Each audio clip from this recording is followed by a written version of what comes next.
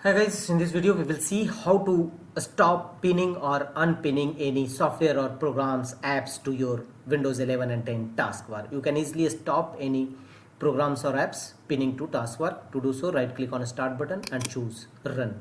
You may press Win plus R shortcut key to launch run dialog box. In run dialog box, type gpedit.msc and click on OK. This will open local group policy editor in your Windows 11 or 10 home edition only.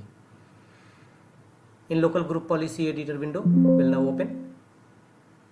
Here from the left side of menu, go to user configuration. Here expand administrative templates. Here select start menu and taskbar. Select it, thereafter go to right side. Here under right side of available menu, scroll down and look for the option remove